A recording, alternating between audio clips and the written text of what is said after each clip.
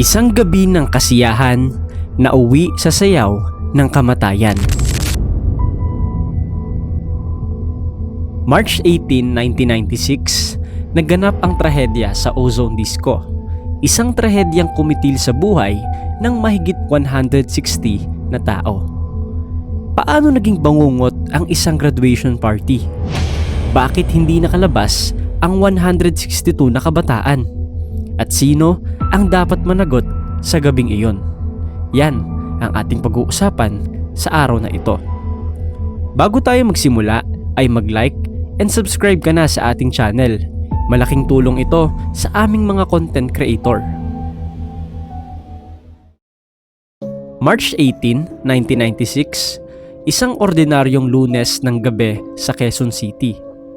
Sa loob ng Ozone Disco, may mga kabataang nagdiriwang ng kanilang pagtatapos. Pero sa loob lamang ng ilang minuto, ang sayaw ay naging sigaw. Ang selebrasyon ay naging bangungot. 162 na buhay ang hindi na nakauwi.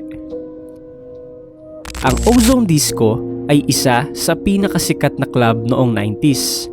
Maliit ang lugar, tinatayang kaya lamang ang mahigit kumulang 350 na tao. Pero nung gabing iyon, mahigit 700 ang nasa loob. 50 pesos lang kasi ang entrance ng gabing ito. Graduation party, college students, young professionals, may iba naman na first time palang makapasok sa ganitong lugar. Mainit, masikip, maingay, pero masaya. Walang nakakaalam na ilang minuto na lang magbabago ang lahat. Bandang alas 12 ng hating gabi, may napansing usok malapit sa DJ booth. Noong una, inakala ng ilan na bahagi lang ito ng effects. Sabi pa nga ng iba ay props ito ng DJ. Ngunit mabilis kumalat ang apoy sa kisame. Ang foam insulation na ginagamit bilang soundproofing ay madaling nagliyab. Sa loob lamang ng ilang segundo, ang apoy ay gumapang sa buong siling. Makapal na itim na usok ang bumalot sa buong paligid. Sa mga sunog, madalas hindi apoy ang nakakamatay, kundi ang usok.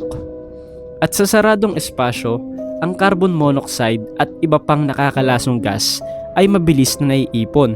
Dito, nagsimula ang takot. Ayon sa mga saksi, nung una, sinabi pa ng DJ na huwag magpapanik. Huwag kayong matakot! Pero, kinalaunan, ang DJ din daw umano ang pinakaunang tumakbo. Kaya naman, nung napansin nila na lumalaki na talaga ang apoy, ay unti-unti na silang nagsitakbuhan. Nagkagulo ang mga tao. Lahat ay sabay-sabay na nagtungo sa pangunahing labasan. May mga nagsabi na ang ilang emergency exits ay hindi madaling buksan, hindi malinaw ang marka o hindi agad napuntahan ng mga tao. Ang makitid na hagdanan palabas ang naging sentro ng siksikan. Maraming nadapa, may natapakan, may hindi na nakabangon. Sa pag-aaral ng disaster management, ito ay tinawag na crowd crash phenomenon. Kapag ang dami ng tao ay sabay-sabay na nag-uunahan sa iisang labasan. Maraming biktima ang natagpuan malapit mismo sa pinto. Ilang hakbang na lang sana, kaligtasan na. Mabilis namang nakaresponde ang mga bumbero, ngunit pagdating nila, makapal pa rin ang usok sa loob. Maraming katawan ang natagpuan malapit sa hagdanan.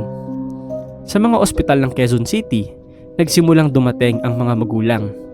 May umiiyak, may nagdarasal, may umaasang mali lang ang balita. Ang ilan ay kinilala ang kanilang anak sa pamamagitan ng suot na damit o personal na gamit. Ang opisyal na bilang, 162 ang nasawi, mahigit 90 ang sugatan.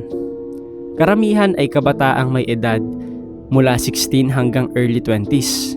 Lumabas sa investigasyon ang ilang seryosong issue. Ayon sa investigasyon, ito ang ilan sa mga dahilan kung bakit nangyari ang trahedyang ito. Una ay overcapacity ang venue. Pangalawa, may kakulangan sa fire safety compliance. Pangatlo, flammable ang materyales sa kisame. Number 4, limitado at hindi sapat ang exit. At ang huli, mahina ang pagpapatupad ng regulasyon. Nagkaroon ng mga kasong isinampa laban sa may-ari at ilang opisyal. Tumagal ng maraming taon ang legal na proseso. Ang ozone fire ay naging simbolo ng kapabayaan, hindi lamang ng isang establishmento kundi ng sistema ng inspeksyon at pagpapatupad ng batas doon.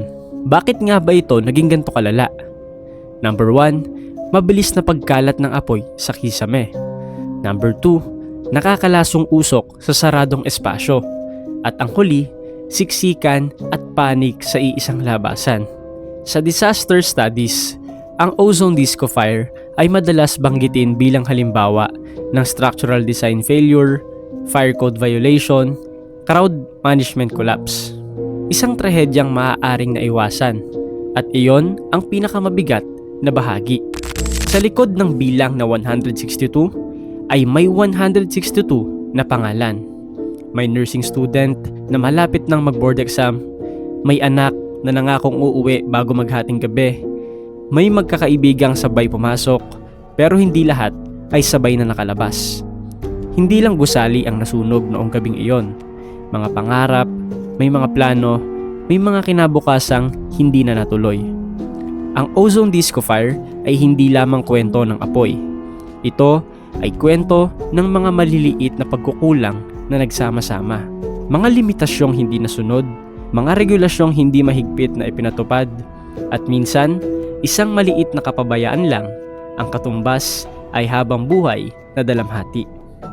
March 18, 1996, isang gabing hindi dapat makalimutan. Ayun lang ang kwento natin ngayong araw.